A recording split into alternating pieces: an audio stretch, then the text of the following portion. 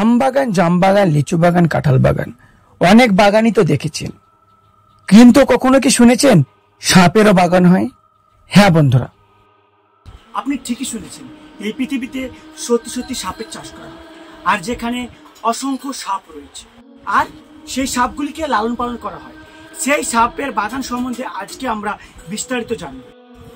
তো ভিডিওটি শুরু করার আগে সকলের কাছে আমাদের বিশেষ অনুরোধ যে আপনারা আমাদের এই পেজটিকে লাইক, শেয়ার, কমেন্ট এবং ফলো করুন।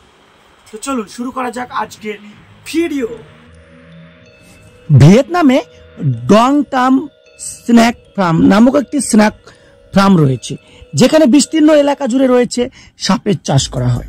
অবাক করার মতো বিষয় হলেও ভিডিওতে যে সাপগুলি দেখছেন সেগুলি সবই সত্য, এবং এই সাপগুলি বেশিরভাগই হয় সবুজ রঙের। অন্যান্য বাগানে যেমন ফল, শাক, সবজি ফলানো হয়, এখানে ঠিক সাপের চাষ করা হয়। এখানে প্রতি 12 হেক্টর জমি নিয়ে তৈরি হয়েছে ভিয়েতনামের স্নেক গার্ডেন, যা ডং টাম স্নেক ফার্ম নামেও পরিচিত। কিন্তু কেন এই অদ্ভুত সাপের বাগান তৈরি হলো, এমন প্রশ্ন সবারই মনে আসে।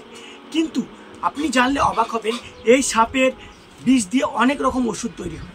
তাই এই সাপের বিষ থেকে ওষুধ তৈরি করা এবং বিভিন্ন গবেষণামূলক কাজের জন্য এই বাগানটি তৈরি করা হয়েছে। বিস্তীর্ণ এলাকা জুড়ে এই স্নেক গার্ডেনটি, এর বিস্তীর্ণ এলাকা জুড়ে রয়েছে সাপ। শুনতে অদ্ভুত লাগলেও ফলের বদলে সেই বাগানে গাছ ভর্তি সাপ। প্রায় একটি গাছে 700টিরই বেশি সাপ দেখা যায়, যা দেখতে ভিড় করে সাধারণ পর্যটকরা।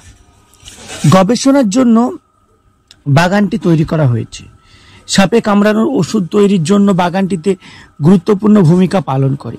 বর্তমানে রীতিমতো এটি একটি পর্যটন কেন্দ্র হিসেবে গড়ে উঠেছে। এমনকি এখানে প্রতি কয়েক হাজার মানুষ সাপে কামড়ে চিকিৎসা নিতে আসেন বলেও জানা গিয়েছে।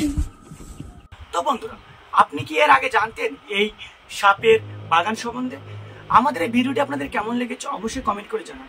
আর আমাদের ভিডিও যদি আরো বেশি বেশি করে পেতে চান, আমাদের এই পেজটি এবং আমাদের ইউটিউব চ্যানেল রবিউল আলম ব্লগটি সাবস্ক্রাইব করুন। সঙ্গে থাকুন, পাশে থাকুন। ধন্যবাদ সকলকে। ভালো থাকুন, সুস্থ থাকবেন। দেখা হয় পরবর্তী অন্য কোনো ভিডিও।